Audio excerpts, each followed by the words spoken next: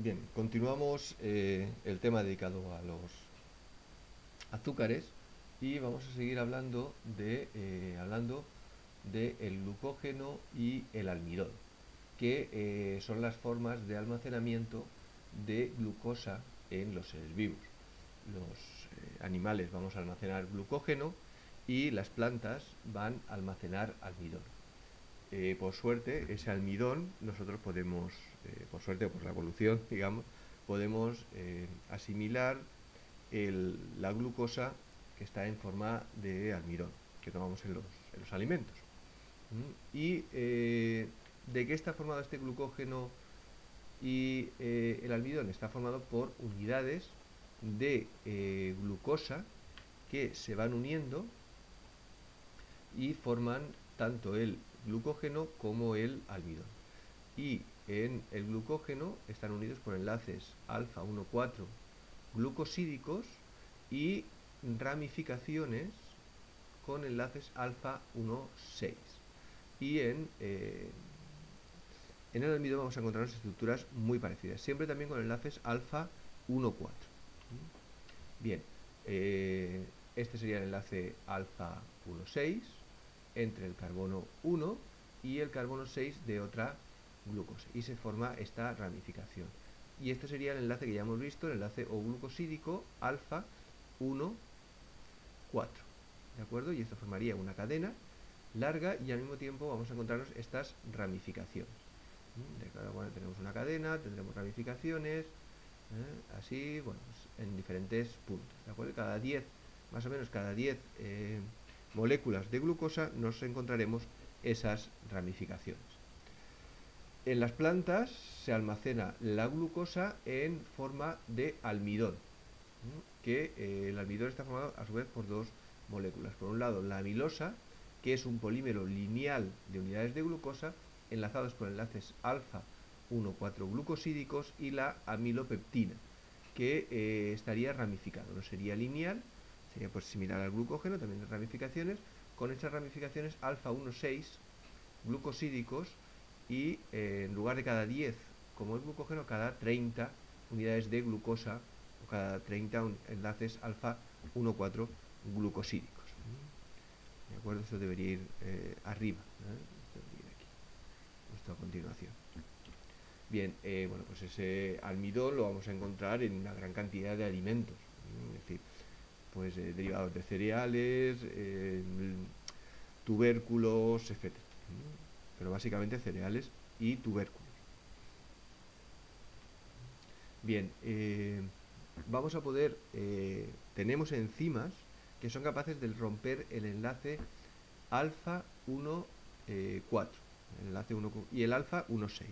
Sin embargo, el enlace beta, es decir, ya sabemos que la posición del carbono anomérico, el enlace beta 1,4 de la celulosa no vamos a poder romper.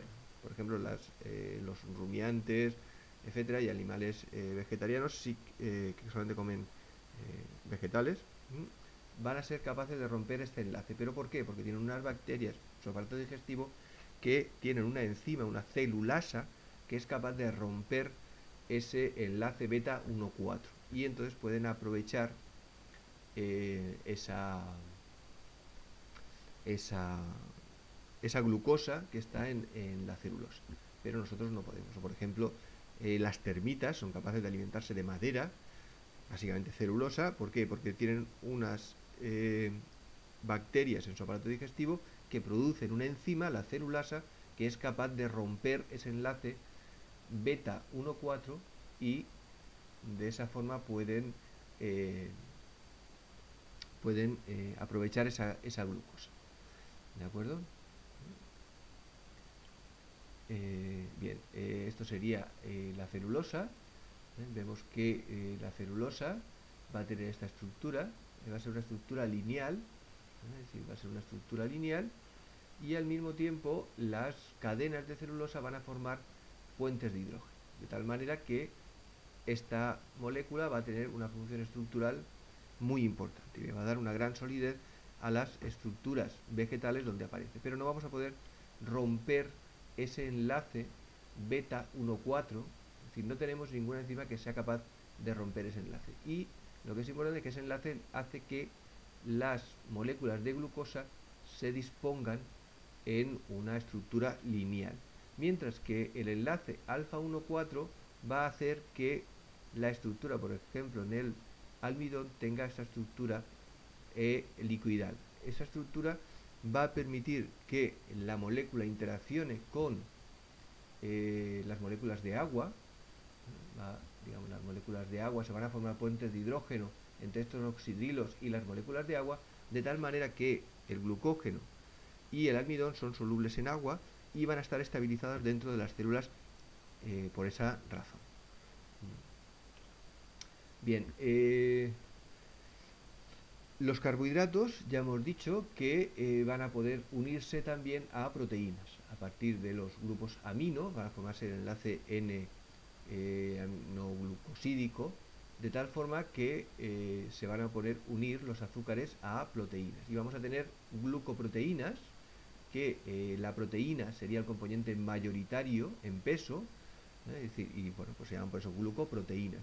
Los proteoglucanos, la proteína, está unida a un tipo particular de polisacárido llamado glicosaminoglicano, y por peso mayoritariamente lo que hay en la molécula son carbohidratos.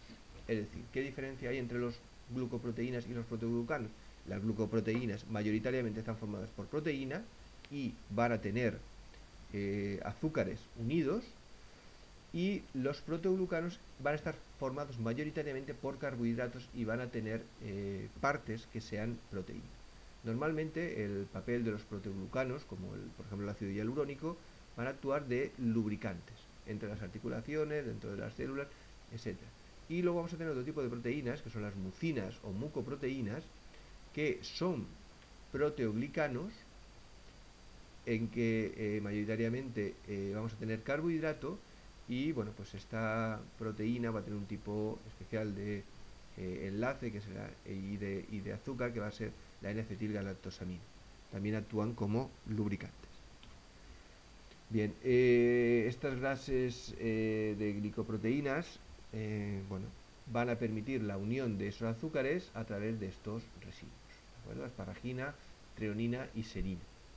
Va a ser donde la asparagina tiene un grupo amino, y a ese grupo amino se va a unir el azúcar, mientras que la serina y la treonina tienen grupos OH y se van a formar un enlaces O a través del oxígeno, ¿de acuerdo? ¿Qué tenemos que saber de aquí? Bueno, pues sencillamente que los azúcares se van a unir a proteínas a través de estos residuos, básicamente, asparagina, serina y treonina. ¿Qué tipos de enlace nos vamos a encontrar? Pues muy diversos. Por ejemplo, este sería la asparagina, el enlace N, lo tenemos aquí, o el enlace O, con la serina y la treonina. Va a ser este tipo de enlace. Pues no habría que profundizar más. Es sencillamente que los azúcares, por ejemplo, esta sería la galactosamina y la glucosamina, ¿de acuerdo? Se van a unir en diferentes puntos a pues proteínas, por ejemplo.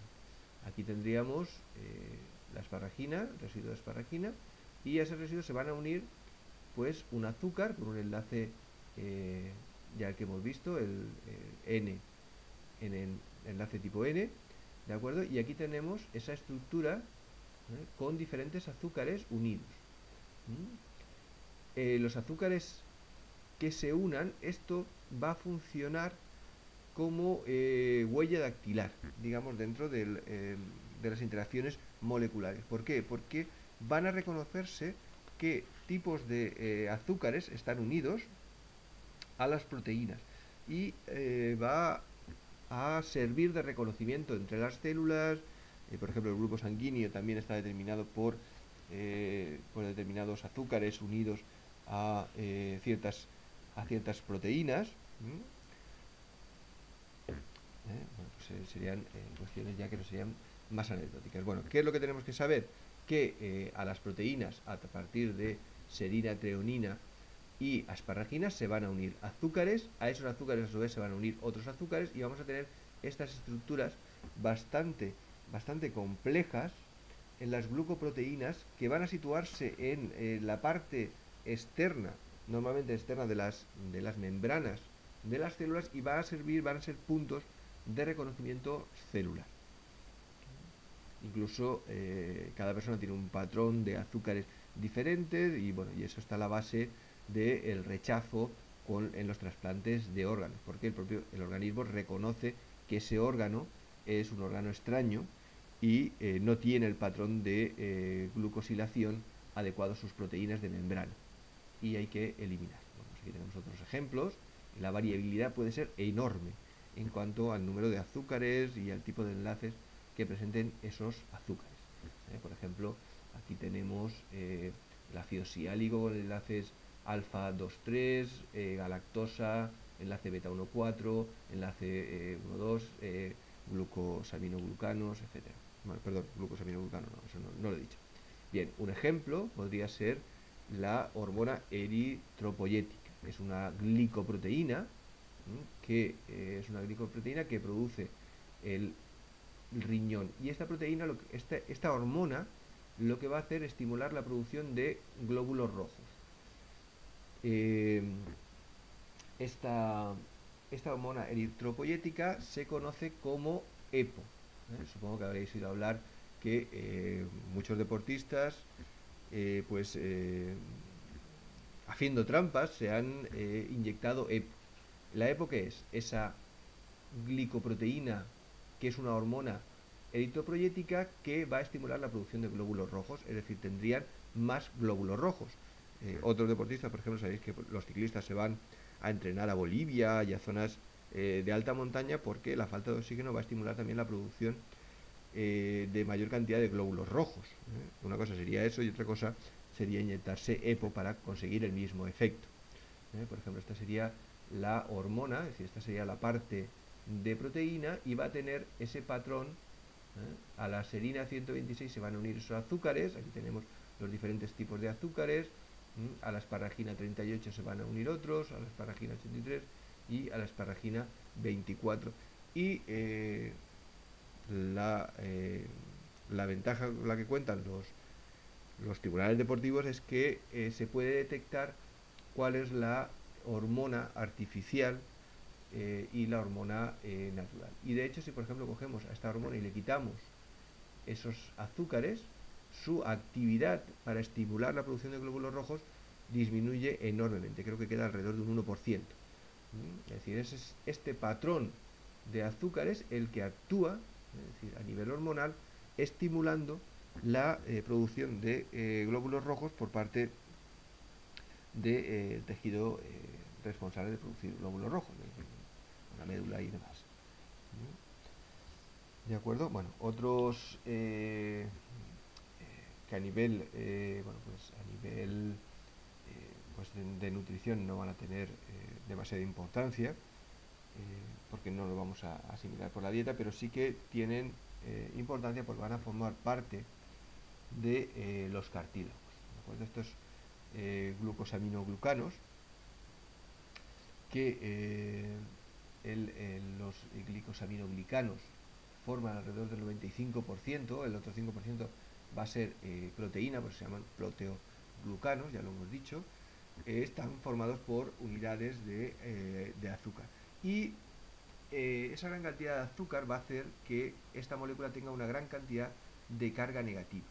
Esa gran cantidad de carga negativa va a ser capaz de retener grandes cantidades de agua y es lo que va a actuar precisamente como lubricante y como amortiguador. Bueno, tenemos una enorme variedad, por ejemplo la condroitina sulfato, el queratansulfato, heparina, es decir, todos estos, habéis oído hablar de ellos seguramente, el hialururato, es decir, el dermatansulfato, etcétera, son todos diferentes azúcares modificados que van a tener esas funciones en los proteoglucanos que actúan a su vez como lubricantes, etcétera. Bueno, estos serían un problema asociado al metabolismo de estos azúcares que se acumulan sobre todo en el tejido conjuntivo. ¿De acuerdo? Bueno, pues van a retener grandes cantidades de agua por esas cargas negativas, es decir, las articulaciones, etcétera, van a estar estas moléculas, ¿no? Por ejemplo, aquí tenemos una microfotografía electrónica de un proteoglicano, que estarían formados, pues eso, queratan sulfato, condroitina sulfato, etcétera, que sabéis que se están dando para la osteoartritis y otros problemas de articulaciones, que no se ha demostrado que actúen, pero bueno, a los laboratorios que las fabrican, evidentemente les va muy bien. Bueno, pues aquí tendríamos este núcleo central sería proteína, y a esa proteína se irían uniendo estos azúcares, condroitina sulfato, queratán, agrecan, etc. Bien, bueno, pues sería otro proteoglucano importante es la quitina. A ver, la quitina, ¿de acuerdo?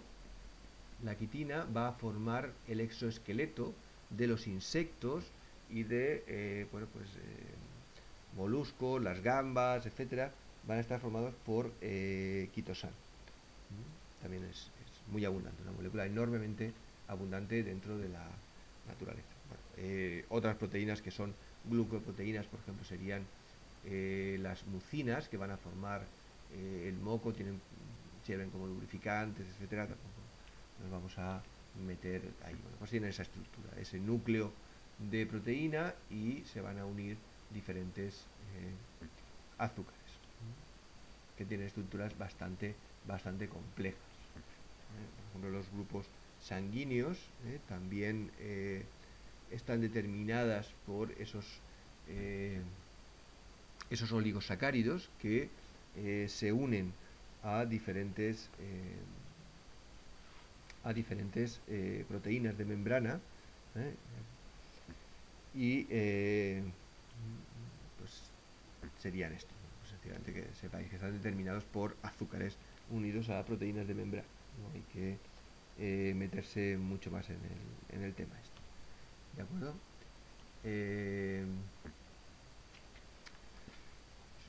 Otro tipo de proteínas serían las lecinas, pero ya lactinas, las lectinas, bueno, pues también van a formar puntos de reconocimiento celular, de unión de células, etc. Pero no vamos a meternos mucho más en eso. Que sepáis que existen y ya está. Y actúan, pues, de reconocimiento celular, por ejemplo, la unión del embrión al útero durante las primeras fases del embarazo está determinada también por este tipo de proteínas, etc. Los virus también aprovechan precisamente esos sitios de reconocimiento. Esto sería, os he comentado que esos azúcares se van a unir a proteínas de membrana y van a actuar como sitios de reconocimiento. Pues bien, hay ciertos virus que van a reconocer esos sitios y entonces van a infectar a determinadas células que tienen este patrón adecuado de azúcares para que ellos se unan y produzcan la infección. Pero, bueno, pues nada más. ¿De acuerdo? Con esto ya terminamos el tema de azúcares. Bien, ahora os lo voy a colgar. Un saludo, y os colgaré también las cuestiones.